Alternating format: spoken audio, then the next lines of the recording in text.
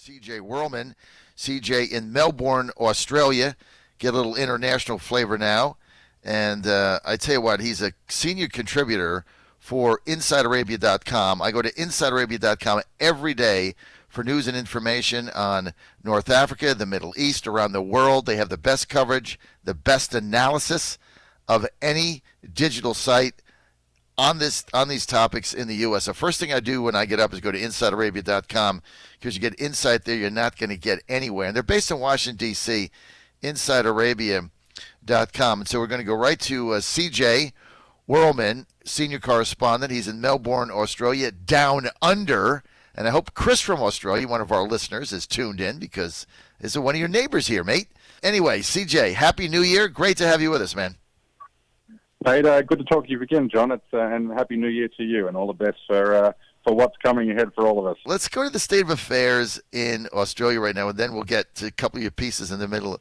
Just give us an update. What was the media reaction, general reaction, down under in Australia to Wednesday, to the voter fraud allegations? I mean, what's been just a general sense in Australia on U.S. politics? Do you want me to tell you the truth, or do you want me to tell you what maybe a pro-Trump audience wants to hear? The truth will set you free. Well, mate, I think, I obviously don't speak for all Australians, but I can tell you that, I would say a vast majority of the people in this country are absolutely mortified and shocked to see what was happening in Washington, D.C. I mean, America has always been, supposed to be the shining city on the hill. It's been a beacon of democracy. It's America's soft power has guided the way for countries like Australia in the post-World War II era. But to see terrorists and insurgents take over the Capitol, storm into the building, smashing windows, threatening the lives of elected lawmakers. I mean, that's something I'd never thought I'd see in my lifetime, and I think I share the shock of the country at the moment. Has that been the general consensus in Australian media, like media in Melbourne, Sydney, your major centers? Has that just been the general take on it? Yeah, absolutely. I mean, what other way is there to frame it? I mean, these insurgents trying to overthrow a free and fair election, an election which had been certified by, all of the states, the Electoral College, Republican officials in all of the states, the Trump-stacked Supreme Court, the Trump's Department of Justice, and yet this myth of voter fraud persists. And you've got this situation now where tens of millions of people believe the falsehoods, and we've got a president who's egging them on to take matters into their own hand and to take the Capitol as a show of strength and to not take a backward step. I mean, you get what you saw on Wednesday. There's the blame doesn't fall anywhere but the current president of the United States. I don't really think the president did anything to incite that, and I think it kind of took people off guard there. But my opinion is irrelevant here. What I really want to know is what Australians are saying, and this it seems like what you said is kind of capturing the view down under, right? Yeah, pretty much. Yeah, I haven't come across anybody who would share a different view to that, and that's the way to view both political parties in this country share a similar view with what's happening there in the United States at the moment. What is going on with COVID in Australia? I mean, how are you guys in lockdown? Just give us a quick update on that, CJ. Yeah, well, I mean, Australia, the city I live in at the moment, Melbourne, Melbourne is still the only major city in the world, and Australia is still the only country in the world that successfully defeated a second wave of COVID infections. We defeated the first wave, I think, roughly in about June, July. And then we had a period where, lockdown was ended, and things kind of returned back to, something that resembled normalcy. But then we were struck by a second wave after hotel quarantine breaches at some point, I think, in mid-July from memory. We raced up to about 700 cases per day shortly thereafter. The government here in Melbourne put in lockdown, or basically everything was shut down, bar essential services. Mask wearing was mandatory, and within about 100 days, we had gone from 700 new cases per day to zero. And then we had 64 consecutive days of 0 cases, and we've had 1 or 2 cases in the last several days, again, from a hotel quarantine breach, but the contact tracing system's in place. And, Australians, have returned to a life which somewhat resembles pre-pandemic times. I mean, we have social distancing measures still in restaurants and bars and cafes and the like, and you still have to wear a mask on public transport. Australia's been fortunate that, COVID, both political parties in this country didn't politicize the virus. We didn't have a political party down here making a cultural war out of wearing masks. People followed the science. The government followed the science rather, and the people put their faith in government that they were giving timely and accurate information, and we've been successfully able to basically be COVID-free. Whenever you can have less infections and eradicate this virus, this is a very good thing. It's an interesting approach, certainly, that Melbourne has taken, and it seems to have been somewhat successful. One of the problems with the lockdowns is as soon as you open it up, they come back. So we'll have to see what happens. I want to get to your story, which I really, really thought was a good piece. All your pieces are good. CJ Werelman with us. You can read them InsideArabia.com, InsideArabia.com. Title of your story: Israel denying COVID vaccine to Palestinians is unjust and inhumane. So Israel, if you live in Palestine, right, you're basically you're dependent on the Israeli government for a lot of things. So your story. So the vaccines that Israel are getting, what is the distribution to the Palestinian people? How does this work? Well, yeah, I mean, basically, Israel has bought enough doses to vaccinate the Israeli population writ large, but not only the Israel population within Israel's international borders. Those borders being defined by the 1967 borders, or what's commonly referred to as the Green Line, inside the Green Line. But it's also administering the vaccine to roughly 800,000 illegal Jewish settlers which live in the occupied Palestinian territories. So at the same time that Israel's been vaccinated, and illegal settlers have been vaccinated, the people who live under Israeli rule and Israeli military rule, rather, in the Palestinian territories, they've been denied the vaccine. And what's doubly cruel about that is it wasn't the Palestinians' fault that the pandemic response had been so mishandled badly. The fault really falls on the shoulders of the Netanyahu government, which totally bungled the pandemic response. They reopened the economy and schools and places of worship far too early after the first wave of infections, which set the country basically on fire with infection and death. And if you look at the situation now in Israel, Israel now has a peaking second wave. The last time I looked a couple of days ago was approaching 8,000 new cases per day in a relatively small population in a country which would be the size of a small American state. So even though the vaccine is being rolled out at the moment, and I think 1.5 million Israelis have received the vaccine, they're now being hit with a horrific level of death. This is going to disproportionately affect the Palestinian people again because of the socioeconomic conditions, the fact that living under occupation, they don't have the same freedom of movement, the same kind of access to jobs and economic opportunities. Therefore, they live in squalid refugee camps, piled on top of one another, close living conditions, and in areas like Gaza, which is one of the most densely populated places in the world.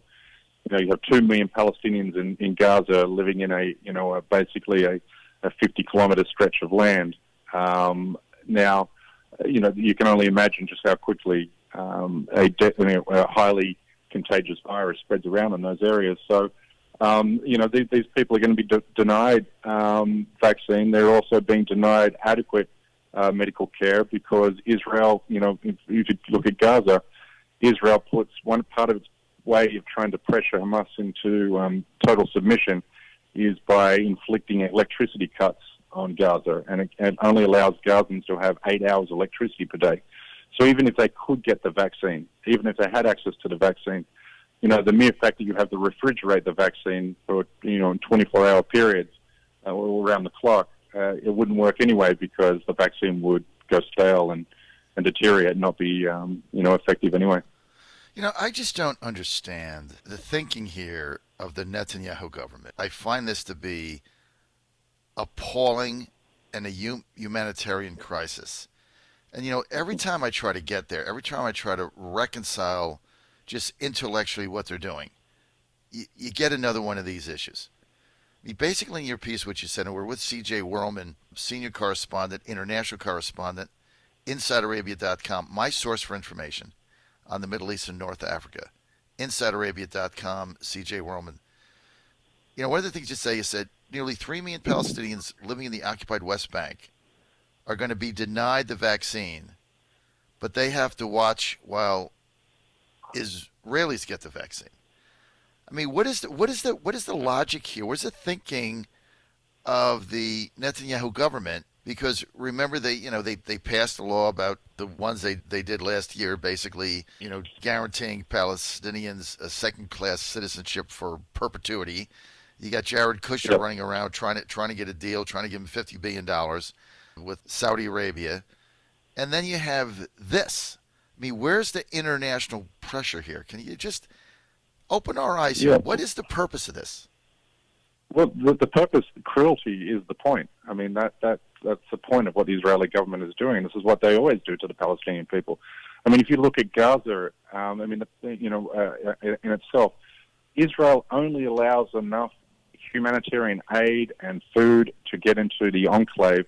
And you have to remember, Gaza is completely sealed off from the rest of the world. Israel controls pretty much all of its borders except for, the border which runs along Egypt, but that's completely shut tight.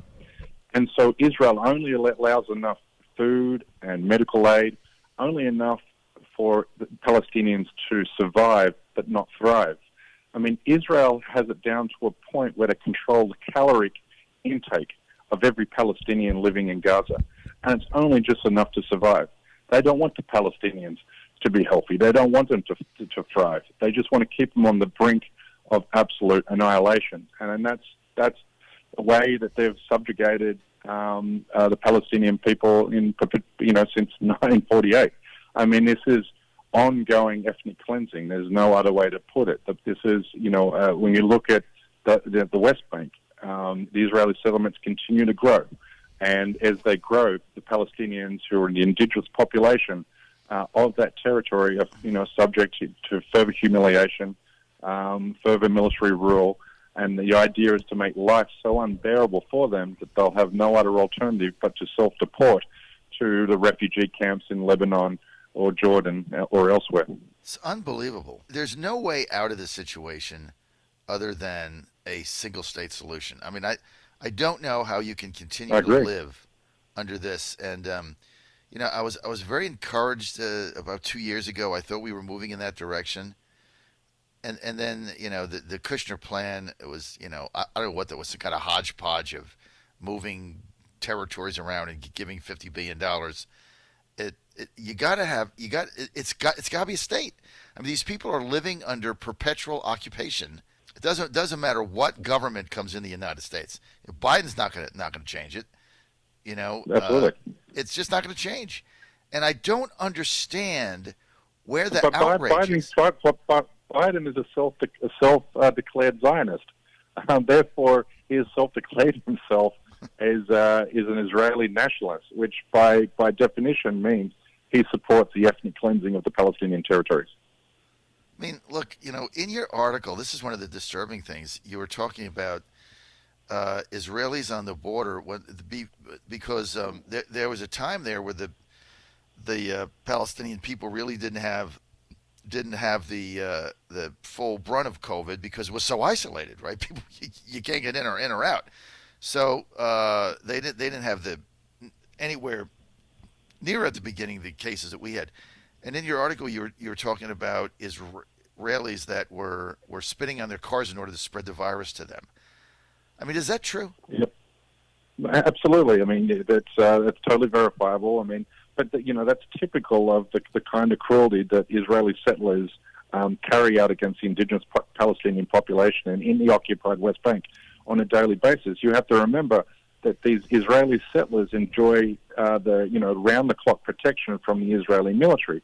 A lot of these settlers are also soldiers within the Israeli Defense Forces, or were at least former soldiers. They have access to weapons. They enjoy total impunity to carry out any kind of cruelty or violence against the Palestinian people. And when they do it, the Israeli soldiers just watch on as bystanders. I mean, if you go to my Twitter feed, I'm constantly updating videos on almost a daily basis of these type of atrocities that Israeli settlers carry out against Palestinians in the occupied West Bank. Spitting on cars with the intention of trying to spread the COVID virus is just one example of the type of heinous activity these settlers carry out. So, where's the end game here? I mean, I don't know how long I've been covering this since I've been on the air for 10 years. I cover the Middle East in depth. I'm one of the only people in the Washington, in the Mid-Atlantic that does this along the East Coast, D.C. down to Florida. What's the end game here, CJ? I mean, there was some hope with Jared that he had his grand plan, but as soon as I saw that it was not a statehood solution, a single state solution, it's like laughable. I mean, you can't live under occupation in perpetuity. What's the end game here? Well, I mean, the end game, the Jared Kushner's plan, the so-called deal of the century, that was only ever about seeing how far they could absolutely demoralize and crush the Palestinian people so that they were left with nothing. And that they would take, at the end of the day, they would take any offer that was presented them to, because basically be a choice between, dying or accepting a really bad deal. That was the goal of that deal. But the goal of Israel, the end game for Israel, is to complete a project which was started in 1948, and that's to ethnically cleanse and transform all of what is they regard as Judea and Samaria, the occupied Palestine, the occupied West Bank, and transform that into one greater Israeli state. And they're doing that by expanding the settlements. They're doing that by expanding and constructing new military outposts, on a monthly and ongoing basis in these territories. And it's all about making life, as unbearable as possible for that indigenous population. So, as I said before, so they will self-deport. That's the strategy that they have for the West Bank. For Gaza, I don't think they have a strategy at the moment other than hoping that somehow a international deal will come in and make Gaza its own territory, which will be completely sealed off, hermetically sealed for basically forever. This is Israel has no plans of there being a two-state solution. They killed the two-state solution decades ago. They withdrew 5,000 settlers out of Gaza in 2004, and that was regarded by Israelis as a national catastrophe. Well, there's almost 1 million settlers in the occupied West Bank, and these settlers now have political control of mainstream Israeli politics. They hold cabinet positions in the Knesset. There is no way in the world that they're ever going to disengage and withdraw from the West Bank. This is, the wheels, that the car is, has sailed now, or the ship has sailed. Israel is just carrying out its plan that it's been carrying out for decades. So, once you get to the 1 million settlers, it becomes an untenable. A two-state solution becomes untenable, because in order to get that, those settlers would have to withdraw, or they would have to be living in a Palestinian autonomous government, which they're not going to do. So you can't be working towards a dual-state solution when you're growing your settlers in the territory from 250,000 to 1 million. And that's right, and that's exactly right. And Israel doesn't want a one-state solution, which is because if there's a one-state solution, then you'll have a situation where Palestinians and there are Israeli citizens, and therefore, how can Israel claim to be a Jewish state when Jews are a minority in this one-state entity? All right, so you can't have a one-state solution because there's too many Palestinians that would be, part of the Israeli government, part of the is part of Israel, so to speak, and they don't want a dual state solution because they've got a million settlers there. So basically, you've got now the Palestinians under occupation in perpetuity with no way out. I mean, that's just the bottom line. Yeah. And exactly. then, and so if it's a one-state solution, then Israel can no longer claim to being democracy, because if it's one state, they're not going to give the vote to all citizens, Right. because then you'll have Palestinians controlling, the body so politic. then you have some sort of an oligarchy, autocracy. I mean, the whole thing is a mess. I was so hopeful. Well, it's already a system of apartheid. So, Yeah, exactly. Well, yes, exactly. And I was so hopeful 2 years ago that Kushner would have gotten this. And after all the President Trump had done for the state of Israel, moving the embassy and so many other things he did, that maybe this was the deal they'd make, and it just didn't turn out that way. And now we're out of time for that. But it's a very unfortunate situation. But CJ, thank you. Fantastic piece as always. CJ, Happy New Year to you and your family. CJ Werelman, got to read it. InsideArabia.com. Go to InsideArabia.com. They're based here right in D.C. It's your source for news and information in the Middle East. InsideArabia.com.